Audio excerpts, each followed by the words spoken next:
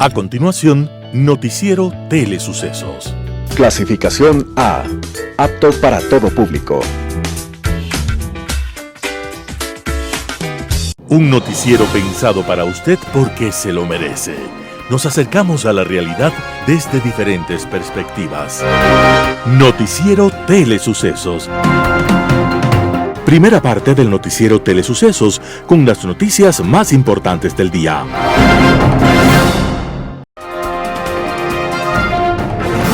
Un día como hoy.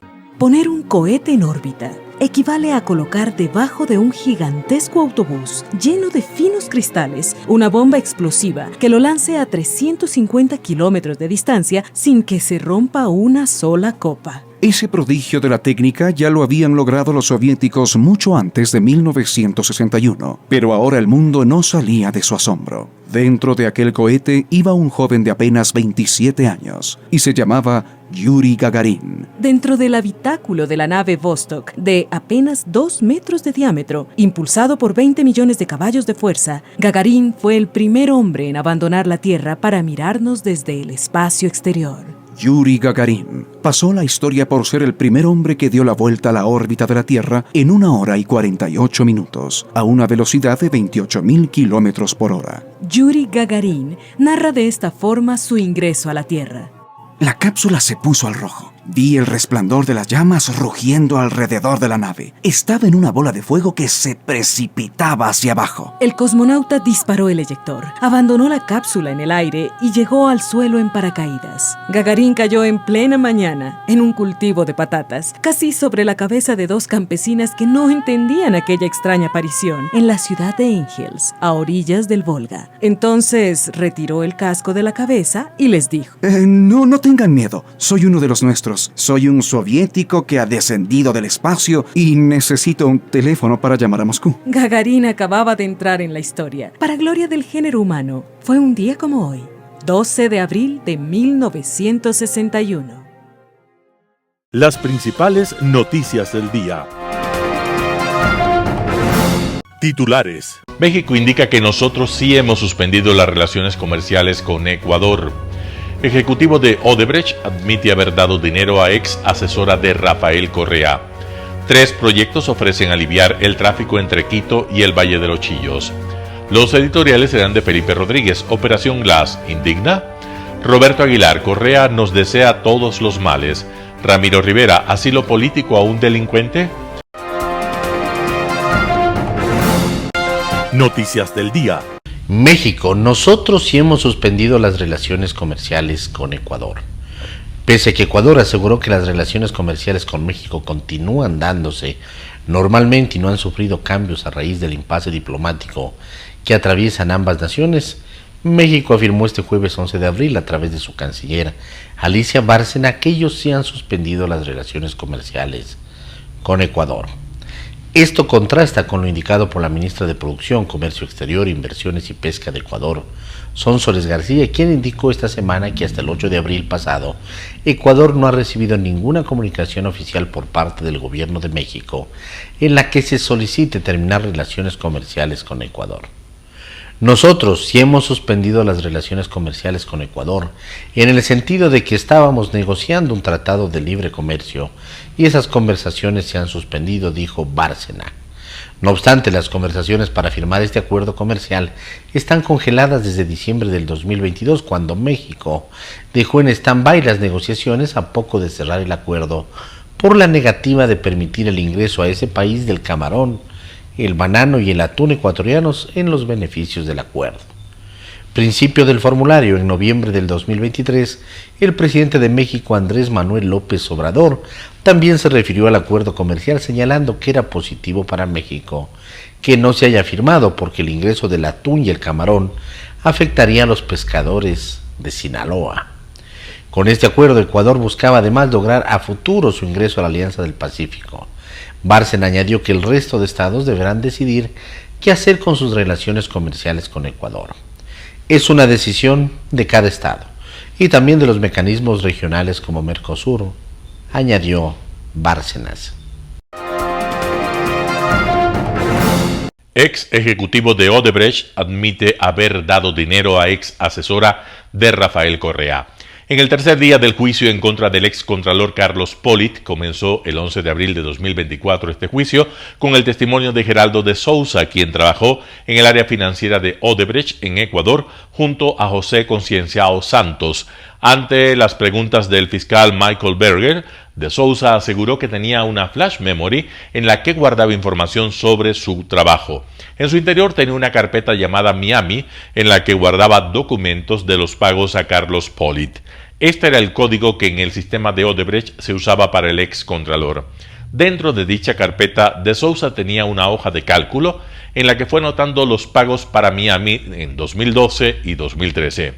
Geraldo de Souza confesó que mintió en una declaración bajo juramento realizada en 2019 ante un tribunal de justicia ecuatoriano que procesaba a Pamela Martínez Loaiza. En esa ocasión, el brasileño declaró que por orden de José Concienciao Santos había entregado un sobre a Martínez cuando ésta era asesora del expresidente Rafael Correa, pero desconocía cuál era su contenido. Hoy, frente a un jurado en la Corte del Distrito Sur de Florida, de Souza ratificó que entregó el sobre, pero corrigió y dijo que sí conocía que estaba lleno de dinero. De Souza dijo que mintió porque no tenía un acuerdo con el gobierno ecuatoriano y tenía miedo que lo procesen en el país. Él hasta ahora no ha sido procesado en Ecuador, Brasil o Estados Unidos. Ahora sí tiene un acuerdo con Estados Unidos, por lo que dijo que no tiene miedo de decir la verdad. 3 proyectos ofrecen aliviar el tráfico entre Quito y el Valle de los Chillos. Los 100.000 vehículos que se movilizan diariamente entre el Valle de los Chillos y Quito han colapsado la autopista General Rumiñahui, la principal vía que une a la capital con el cantón Rumiñahui. Los trancones se forman sobre todo en las horas pico de la mañana y noche. La prefectura de Pichincha asegura que entre los proyectos que está ejecutando y otros que espera concretar en el mediano plazo aparecen 3 que tendrían un impacto entre quienes se desplazan a diario entre los dos cantones.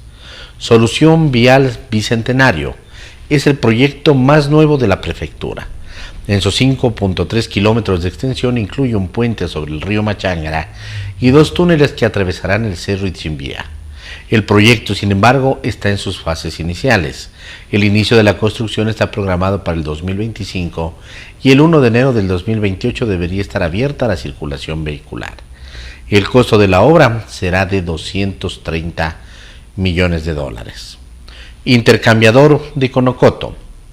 El intercambiador que la prefectura de Pichincha construye en la entrada a la parroquia Conocoto lleva 4 meses de retraso. La obra, que busca descongestionar el tráfico que se produce entre la avenida Lola Quintana y la autopista Rumiñahui, debía ser inaugurada el 1 de enero del 2024, pero ahora luce abandonada, inundada y con materiales de construcción que se dañan a la intemperie. Otro intercambiador. La prefectura también contempla la construcción de otro intercambiador para reducir el tráfico en la autopista Rumiñahui, esta vez entre los puentes 2 y 3 en la entrada al barrio La Armenia, uno de los sectores con mayor crecimiento poblacional. En este año se realizarán los estudios de factibilidad que determinarán los plazos para su construcción e inauguración. Entrevista del día. En Radio Sucesos estuvo Germánico Maya, expresidente de la Judicatura, para hablar acerca de las declaraciones de los implicados en el caso de Independencia Judicial. Escuchemos qué es lo que dijo. El señor Javier Palacios ayer dice que Wilman Terán habría elaborado el pedido de medida cautelar a favor de Jorge Glass. Recuerde el país que Jorge Glass estaba detenido en la cárcel de Cotopaxi, y resulta que el abogado del ex vicepresidente solo debía firmar este papel que había sido elaborado por Wilman Terán, de manera que se la pueda presentar directamente al juez Emerson Curipayo, ex juez de Santo Domingo, hoy detenido. Él lo que tenía que hacer es liberarlo a Jorge Glass, lo que efectivamente tuvo lugar, pues, ¿no? Entonces, vea, si no le libera, hasta dónde llegaron las cosas. Claro, es que si no le libera, le botan del cargo. Eso es todo. Así funciona este sistema. Y este señor Palacios, que ahora denuncia, tampoco es que debe ser ningún santito, al igual que no lo es el señor Muñoz, porque ahora cantan porque le está tocando una orquesta que les conviene. Pero ¿por qué no lo hicieron a su debido momento? Porque eso es ser un ciudadano que merezca la liberación o la rebaja de una pena. Porque lo que están haciendo es simplemente convencernos de que fueron coautores de todos estos delitos execrables, como es, repito, el darle haciendo el fallo a un juez para que libere a un ciudadano notoriamente delincuente. Esta es la verdad. Ahora, estos testimonios anticipados van justamente en el afán de tener reducción de penas o tener de alguna manera preferencias dentro de las penas que les toca asumir. ¿Cuánto será esa disminución? Yo creo que la señora fiscal, advirtiendo el hecho de que ellos han callado una situación tan grave que deja destrozado al sistema judicial, Edgar, yo creo que la señora fiscal no va a caer en la trampa de ceder a las intencionalidades de las defensas de estos ciudadanos buscando rebajas de penas. Yo creo que se merecen el máximo de la pena, al igual que a quienes ellos ahora imputan ser los autores. Porque el uno dice yo no fue Wilman.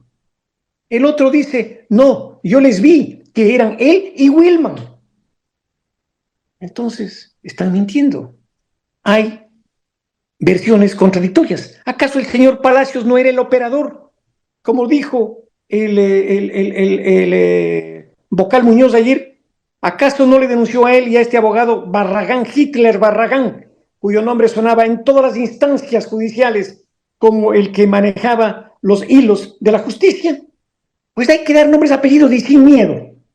A ellos tiene que dirigirse la señora fiscal y, creo yo, acusarles y pedir el máximo de las penas.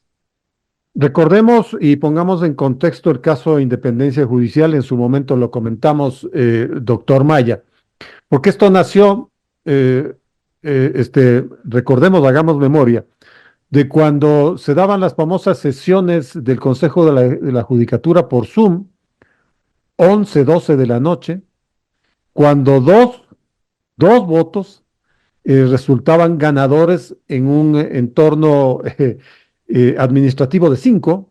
Ahí nace Independencia Judicial el caso, cuando se destituye, ¿no es cierto?, algunos jueces nacionales, y de ahí viene la investigación fiscal. Entonces, ahora Muñoz, preso, lo propio Palacios, establecen una serie de hechos que obviamente habrá que contrastarlos, pero para descargar sus responsabilidades. Claro, pero lo que sabíamos todos y toda la ciudadanía, ¿qué es lo que buscaban? Tenían que buscar destituir a la fiscal. ¿Por qué? Porque tuvo el valor de enfrentar aquellos casos que estos buscaban queden silenciados. La fiscal. Recordemos ahí, doctor Maya, si no es porque la fiscal se para y les amenaza con investigaciones penales, de pronto ya no era fiscal a estas alturas. Exactamente. Es que el plato favorito de ellos fue ese, comer a la fiscalía, destrozar a la fiscalía. ¿Y para qué? Para cooptar esa dependencia a sus servicios y silenciar todas sus trafacías. Entonces, tuvo la fiscal el valor de enfrentarles e iniciar esta investigación, que ventajosamente ha dado frutos y que esperamos siga dando más, porque yo no creo que son todos los que están, ni están todos los que son. Hay muchísimo más tela que cortar. Si usted, Edgar, analiza lo que ocurre en las instancias inferiores de la justicia, en los juicios en donde se litigan tierras, por ejemplo, los intereses de los diversos vocales del Consejo de la Judicatura, de jueces de la Corte Nacional, a cuyo nombre se tramitan y se presionan a jueces. José Chalco, doctor en Derecho Constitucional, en Radio Sucesos, habló acerca del impasse entre Ecuador y México. Veamos la nota. Hay que canalizar este impasse diplomático con la serenidad necesaria que dan las posiciones no ideológicas, sino las posiciones técnicas coherentes con el país. Jamás esto iba a implicar lo que nos anunciaban los agoreros del desastre. Esto jamás iba a ser un tema de sanciones económicas, de indemnizaciones, menos aún los temas que decían estudiantes académicos de posgrado tienen que regresar al país, se suspende absolutamente toda la relación. Esto es un tema diplomático. Esto es un tema que se debe quedar en esas esferas. Y cuando la OEA resuelve en esta resolución realizada el día de ayer en todos sus puntos, lo que se mira de la resolución integral es un llamado de atención a ambos estados para respetar y no desnaturalizar el contenido de la Convención de Viena sobre asilo diplomático, sobre recintos, privilegios e inmunidades, que una cuestión es dar un recinto diplomático con privilegios, porque eso no es sinónimo de ser refugio para bandas y bandidos. Y hay algo fundamental, apreciado Milton, en todo esto, que quien ha llamado al diálogo, que quien ha puesto la necesidad de dialogar y de repensar las instituciones del derecho internacional público es el Ecuador.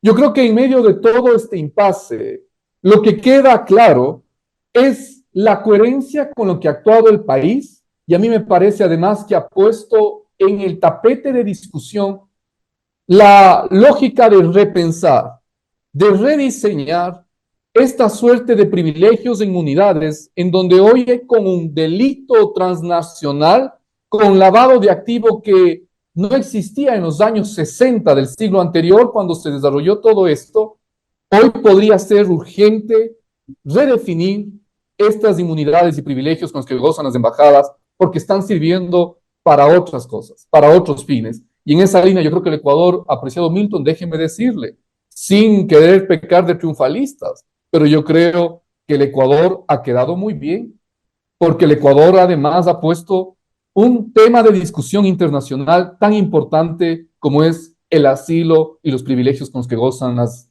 embajadas de los estados. Ahora, qué más puede pasar? Ya pasó lo de la OEA, hubo una reunión de la CELAC, no sé si es que hay una condena, una definición sobre el tema. El presidente AMLO ha dicho que hoy presenta la demanda en la Corte de Justicia Internacional contra el Ecuador. ¿Qué pueden decir ellos? ¿Qué puede decir la Corte de Justicia Internacional? ¿Cuál puede ser la sanción? Apreciado Milton, yo no creo que rebase de una sanción de tipo moral, como lo que hemos visto en la Organización de Estados Americanos. Porque la Organización de Estados Americanos es muy clara en sostener un principio.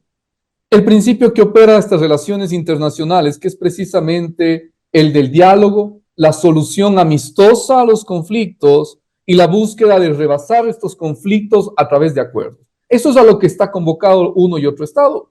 Y el Ecuador ha dado, si usted quiere, la iniciativa fundamental y principal para que esto suceda. Yo no creo que en los otros organismos jurisdiccionales esto llegue a mayores.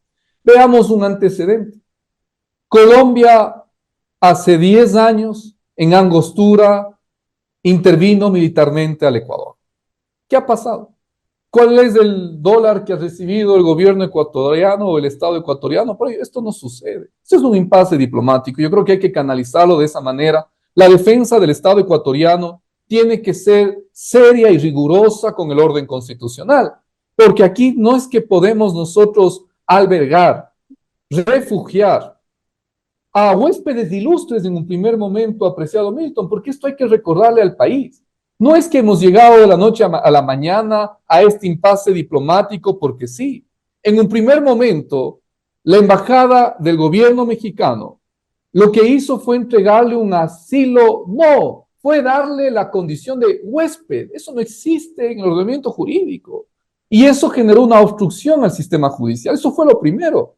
Entonces, yo creo que aquí la resolución de la OEA que llama la atención a observar la Convención de Viena, a no desnaturalizar los recintos diplomáticos, es lo fundamental. Y ahí quedará.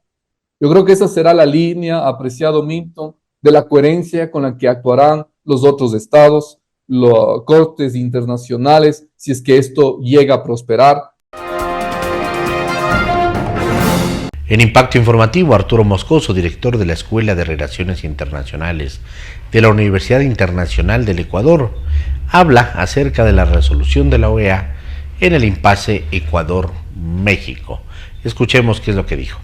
Yo creo que es un poco para no ahondar más del conflicto, ¿no? Puede deberse a eso que México simplemente no quiso incidir más en la votación que se tome. Es la explicación que podría encontrar. No sé si hay algo más de fondo en esto. Quizá porque está depositando más bien toda su fuerza en el tema CELAC. Puede ser también que ya como el borrador de la resolución circuló previamente, pues seguramente se enteraron antes y pues no estaban de acuerdo en votar por una resolución así. También puede ser que estén esperando el tema de la CELAC, la demanda ante la Corte Internacional. No sé, serían muchas elucubraciones, ¿no? Pero bueno, la resolución condena al Ecuador. Eso era lo que buscaba México. ¿No estarían ya conformes con eso? Tal vez esperaban una resolución más dura. De todas formas, a pesar de que la resolución, como no podía ser de otra manera, condena tajantemente la violación del domicilio de la Embajada de México en Quito, también les llama la atención a México, ¿no? También les llama la atención a México, no tan directamente, pero en los puntos 4, 5 y 6, me parece que son con dedicatoria a México, ¿no? Sí es importante recordar a la ciudadanía aquello. Dice que las embajadas deberán respetar las leyes y reglamentos del Estado receptor, en este caso el Ecuador, y que también están obligados a no inmiscuirse en los asuntos internos de ese Estado, reafirmar que los locales de la misión diplomática no deben ser utilizados de manera incompatible con las funciones de la misión. Bueno, esto está dirigido a México, todo esto. Sí, obviamente. Y puede ser eso justamente lo que explique la ausencia de México en la reunión final, ¿no? Habrá que ver qué razones manifiestan, si es que las manifiestan eventualmente, pero sí, o sea, y me parece bien, ¿no? Me parece bien que haya un llamado de atención también a esa violación por parte de México de estos acuerdos también. Las violaciones empiezan con ellos. Eso no justifica la invasión a la embajada bajo ningún concepto, pero ellos también incumplieron con las convenciones y está bien que se les llame la atención, ¿no? Quizás sea momento ya, Edgar, de empezar a discutir la vigencia de estas normas y si no es necesario alguna reforma a ellas, ¿no? Recordemos que estos son dos productos propios de la Guerra Fría y del continuo enfrentamiento entre dos polos opuestos dentro del mundo, y que además quien más defendía cuando se adoptó la Convención de Viena, quien más defendía la imposibilidad de establecer excepciones a la regla de la inviolabilidad de las embajadas era la Unión Soviética, ¿no? Justamente porque no le convenía arriesgarse a que entren a sus embajadas los países donde tenía embajadas, ¿no? Por muchas de las razones. Había recientemente, previo a la adopción de esa convención, se había, no recuerdo el país, se había entrado a la embajada y se había encontrado un montón de propaganda pro-soviética y pro-bolchevique, ¿no? Entonces, ahí tenemos y previo a eso, además, Edgar, esto se manejaba a través del derecho consuetudinario, ¿no? Del derecho de la costumbre, de cómo se hacen las cosas, y sí había excepciones previamente a eso, ¿no? Previamente a esta excepción tan a rajatabla. Y también analizar la institución del asilo diplomático, ¿no? El asilo diplomático en donde el país asilante se vuelve en juez y parte, ¿no? En donde lo que sucedió con Glass, ¿no? Un delincuente común, claramente un delincuente común, sentenciado en medio del cumplimiento de su pena, prófugo de la justicia, acusado del cometimiento de más delitos, se refugia y México le da asilo sin ningún tipo de consideración, ¿no? Cuando yo creo que tampoco es recomendable que sea el país territorial el que dé el aval para el asilo, pero sí que se constituya en alguna especie de comité, de algún tercero que determine si el asilo es dable o no, ¿no? Me parece a mí que se debe entrar en ese debate ya. Creo que esto lo ha puesto sobre la mesa, y ojalá pues se lo retome en algún momento, ¿no? Los ecuatorianos queremos vivir en un país de seguridad, de paz, de trabajo, que nos permita la recuperación.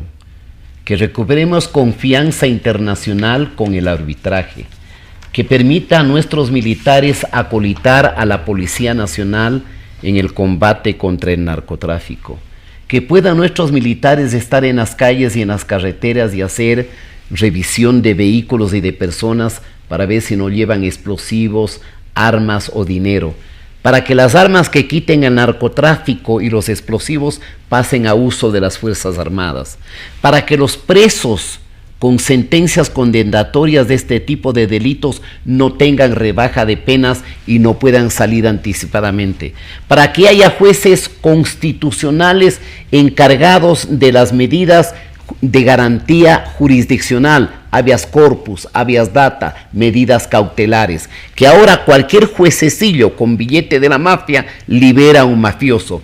Hay 1000 razones para votar por el Ecuador, para votar por su futuro, para votar por la paz, por la seguridad.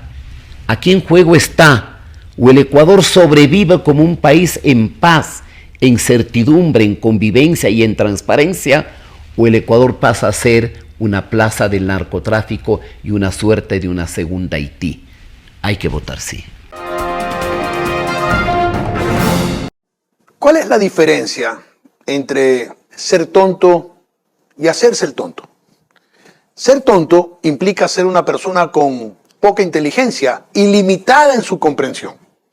En política podríamos decir que un presidente es tonto cuando no sabe dirigir a su pueblo y le causa daños graves, como Nicolás Maduro en Venezuela, por ejemplo. En cambio, hacerse el tonto es una estrategia deliberada para aparentar ser menos inteligente de lo que realmente es. Un presidente se hace el tonto para conectar mejor con la gente, parecer más cercano o para evitar responsabilidades. Andrés Manuel López Obrador es el ejemplo perfecto de lo que es hacerse el tonto.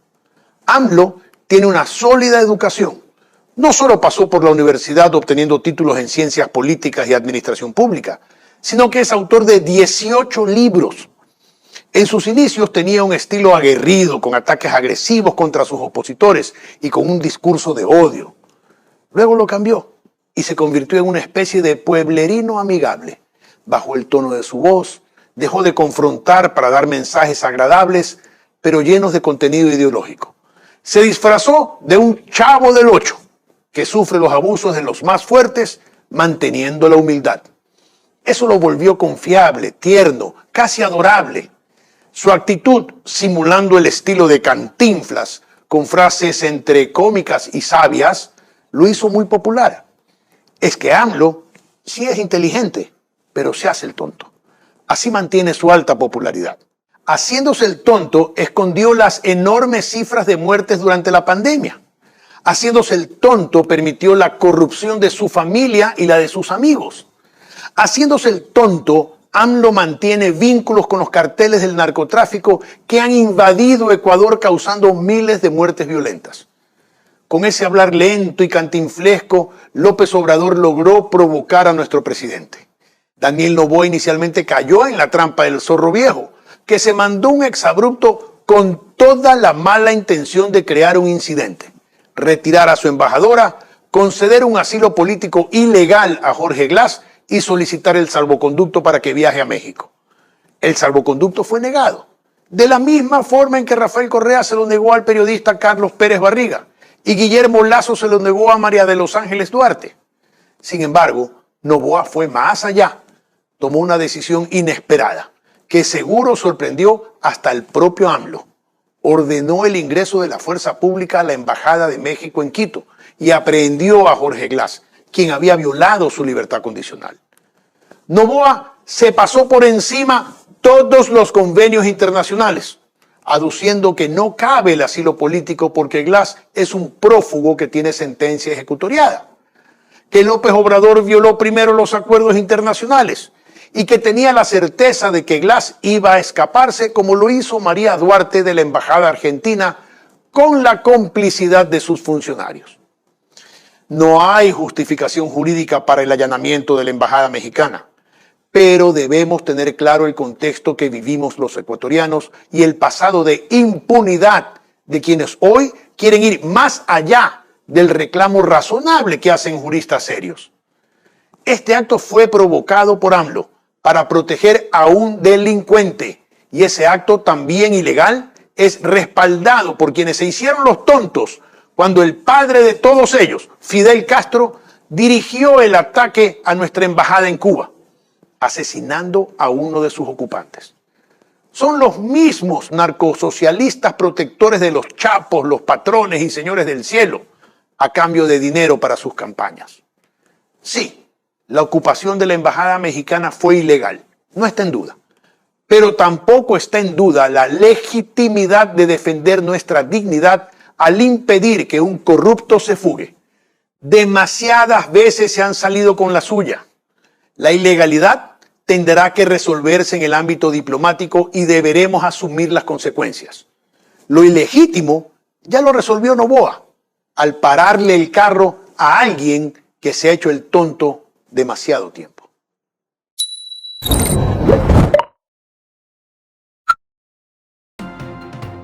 Un panorama de noticias para su estatura intelectual.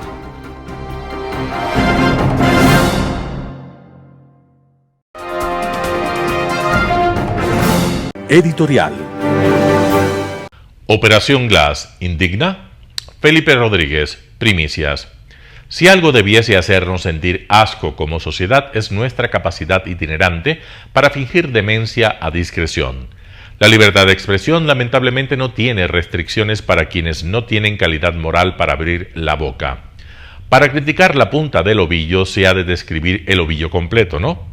Y para gritar por lo sucedido con la punta del ovillo se ha de tener sangre en la cara, al menos para admitir todo este listado.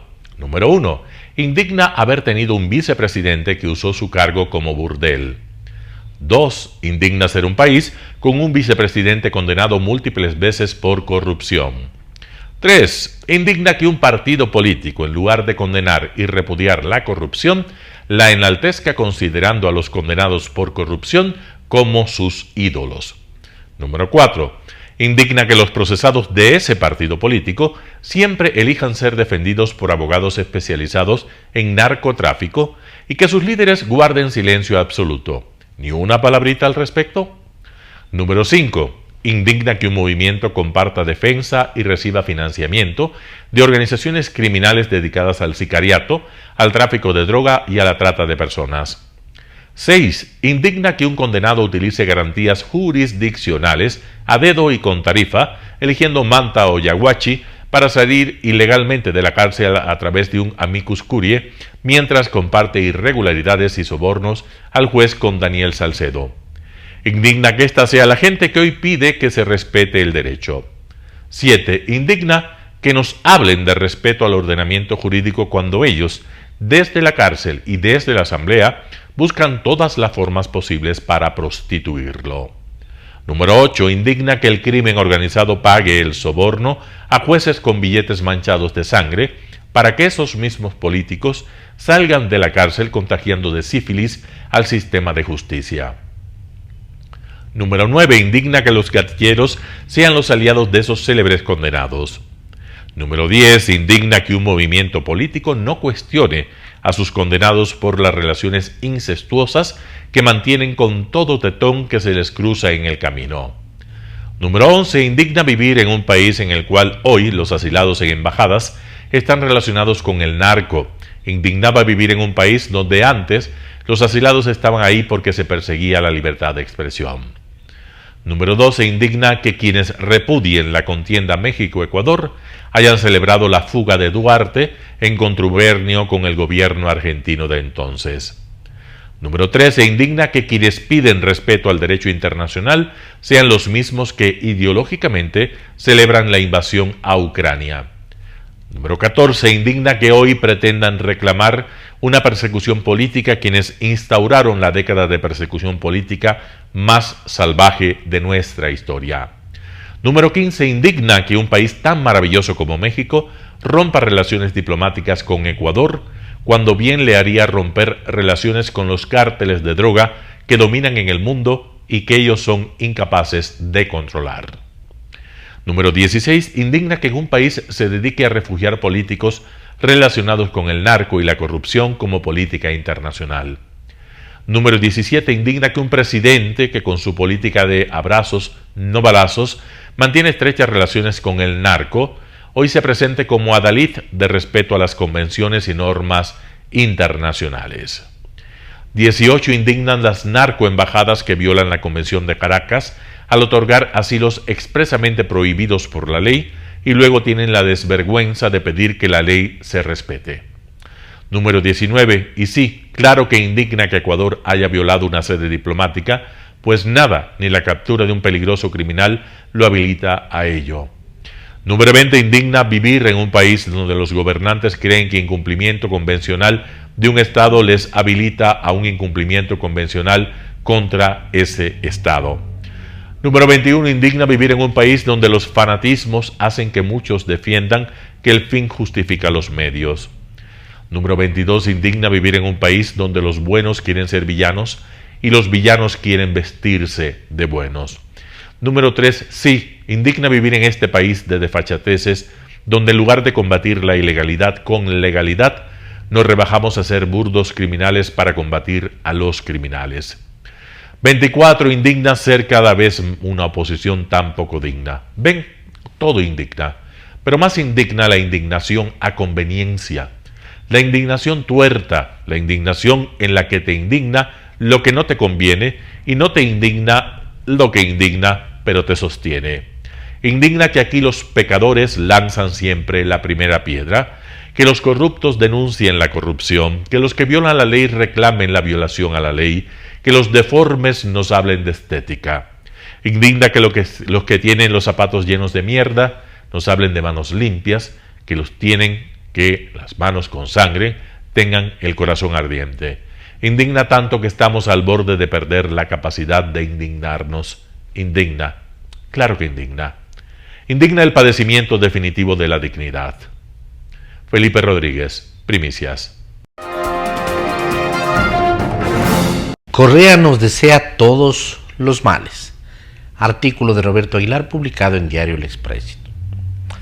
A propósito de violaciones a la soberanía nacional, lo de Angostura no fue pelo de cochino. Hubo incursión de militares colombianos en territorio ecuatoriano. Hubo bombardeo. Hubo compatriotas muertos. En República Dominicana se reunieron los presidentes del Grupo de Río para tratar el espinoso asunto. Los detalles de esa cumbre son inolvidables. Las toneladas de información extraídas de la computadora del dirigente de las FARC, Raúl Reyes, bajo las cuales Álvaro Uribe enterró al hoy delincuente prófugo Rafael Correa, más exactamente, hoy prófugo, ya en ese entonces delincuente. La revelación de los aportes de la narcoguerrilla a su campaña origen histórico de lo que estamos viviendo en estos días, el careo entre los dos mandatarios, los llamados a la reconciliación de los presidentes amigos, la canchera performance de Uribe cuando atravesó el recinto con la mano extendida, la ridícula cara de perro de Correa mientras se la estrechaba a regañadientes, sin saber bien dónde meterse y fingiendo una dignidad que nunca tuvo. Ahí quedó la cosa. No se le ocurrió entonces a Correa, y no se le ocurrió a pesar de que hubo, como queda dicho, incursión militar, bombardeo, ecuatorianos muertos, proponer sanciones económicas contra Colombia en los foros internacionales. No visitó Estrasburgo para pedir que el Parlamento Europeo dé por terminado su tratado de libre comercio con ese país.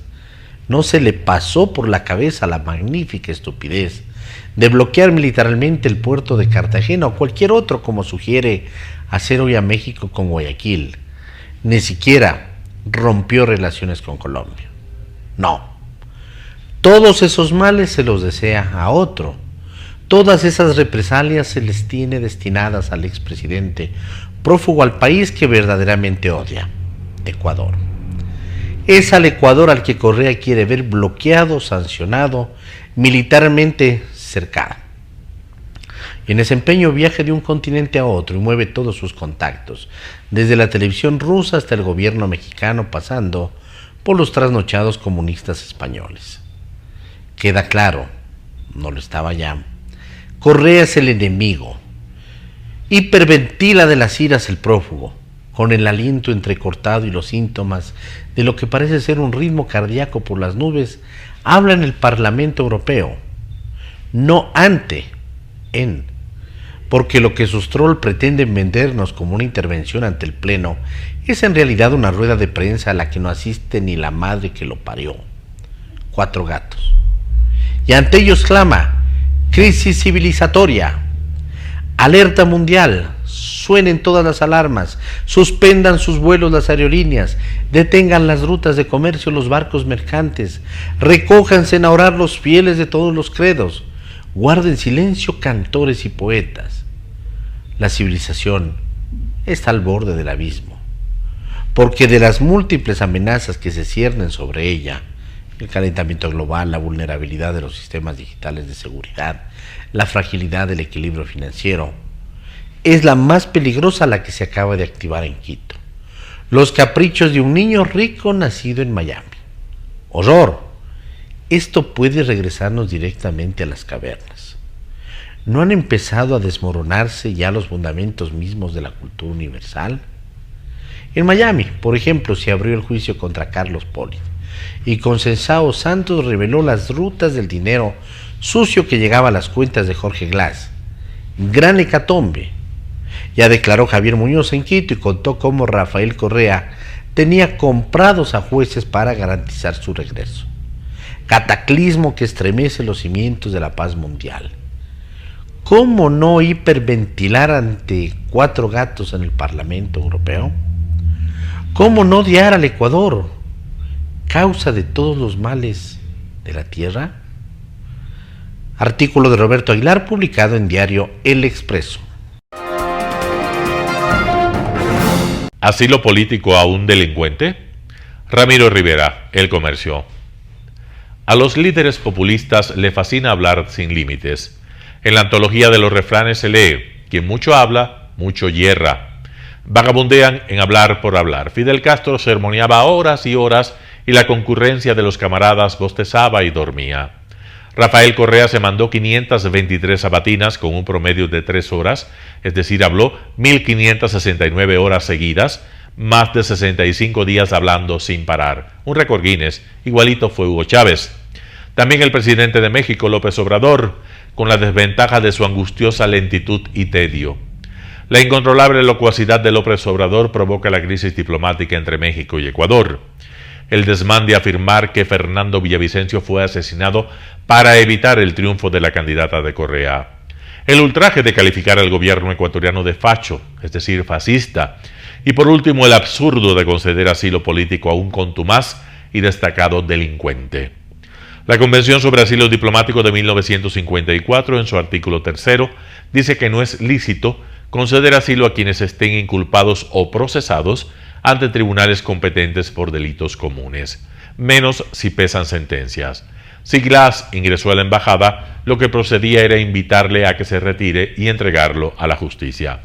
Pero se produjo lo absurdo: un delincuente mutado a perseguido político. El mexicano Octavio Paz, Premio Nobel de Literatura en 1990, expresó: la ceguera biológica impide ver, la ceguera ideológica impide pensar. López Obrador por eso no piensa, al menos lo que dice, se chispotea y con frecuencia lo embarra. Los hermanos mexicanos saben y se abochornan. La labia discursiva de los populistas es incurable.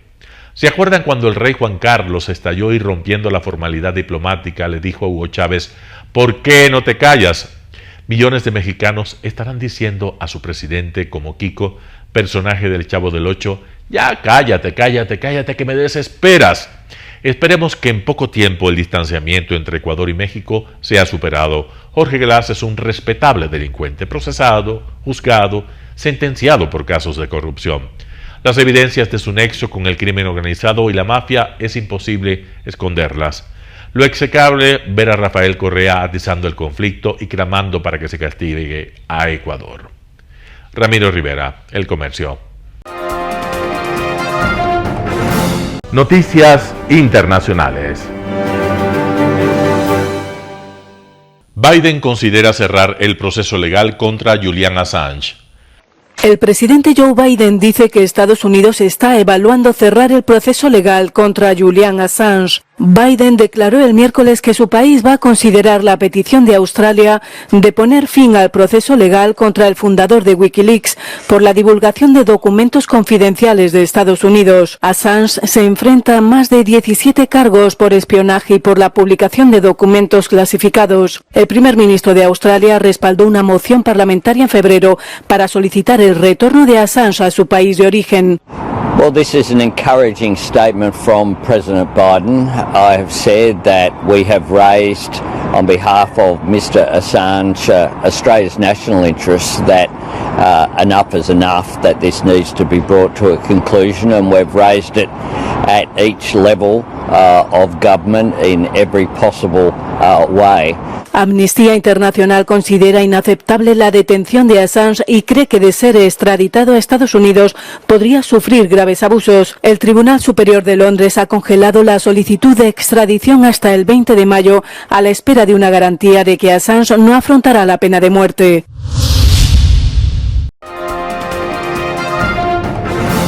Dura represión policial en la manifestación en Buenos Aires contra las medidas de Javier Milei. Disturbios y represión policial en una manifestación en Buenos Aires. Una protesta contra las medidas de austeridad del gobierno de Javier Milei se saldó el miércoles con 9 detenidos y un centenar de heridos. La policía utilizó cañones de agua, gases lacrimógenos y balas de goma para dispersar a los manifestantes que intentaron bloquear una avenida central, congregándose frente a edificios gubernamentales para pedir más prestaciones sociales para las familias empobrecidas. Denunciaban el deterioro de los comedores comunitarios. Un reciente protocolo de seguridad permite a las fuerzas del orden dispersar a la fuerza a los manifestantes. Los críticos de esta polémica ley sostienen que viola la libertad de expresión, reunión y asociación.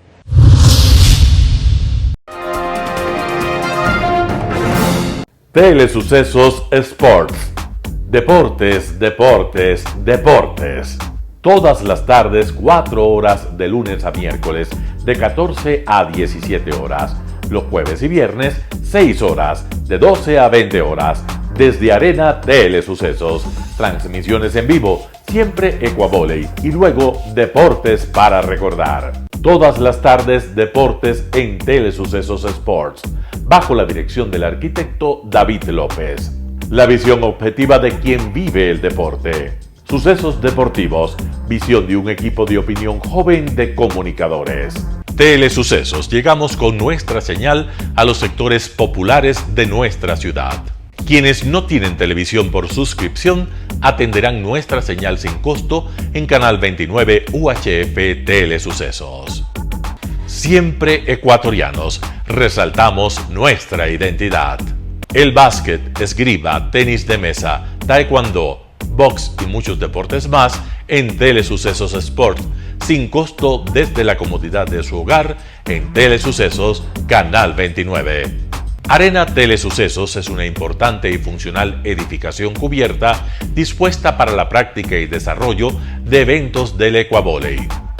La transmisión de Telesucesos se podrá sintonizar además a través de Claro TV Canal 43, TV Cable Canal 73 y en redes sociales Facebook Live Telesucesos Quito y YouTube Telesucesos HD. Si deseas asistir a los encuentros en vivo de Ecuavoley, comunícate con nosotros a los números de teléfono 2021-224 o al 0989-973-725. Ven con tu familia y amigos a vivir la emoción del Ecuavoley. Emoción sin límites los días jueves y viernes desde la comodidad de su hogar.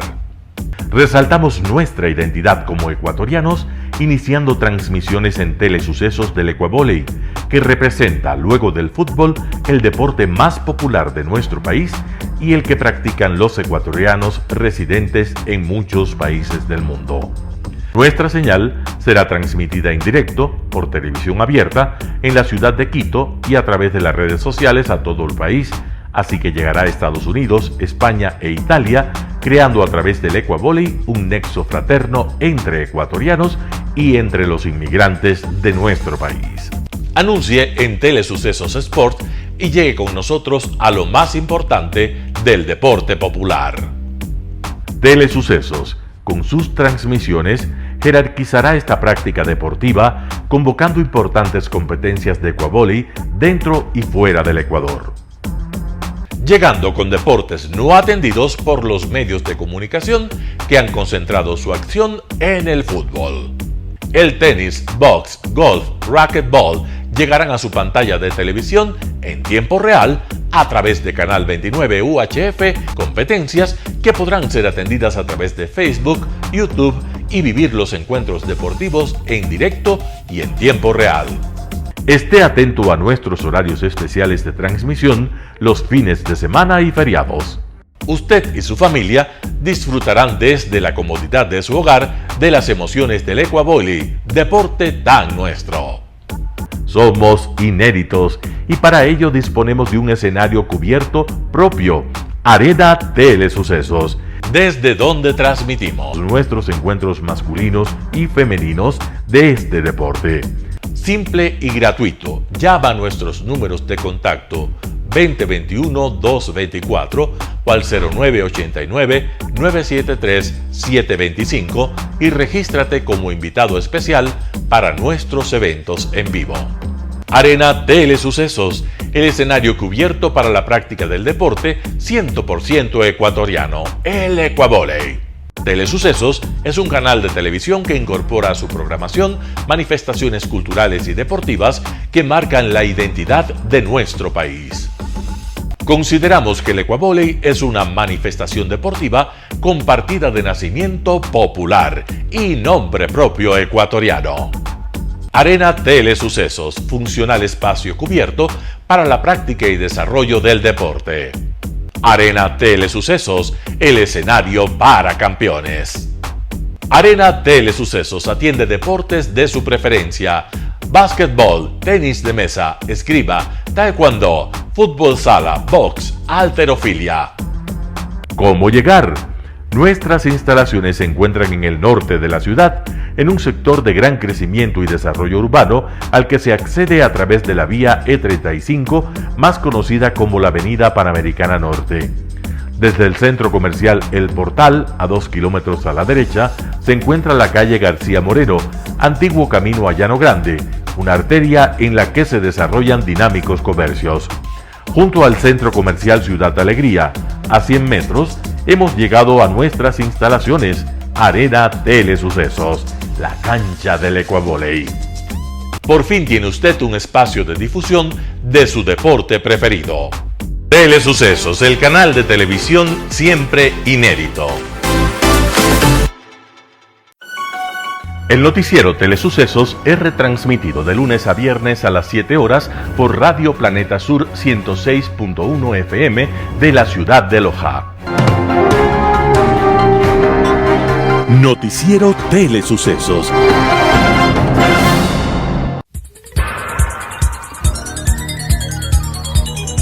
Las opiniones vertidas en este espacio por la producción y dirección del programa son de exclusiva responsabilidad de sus autores y de quienes intervienen en ellos.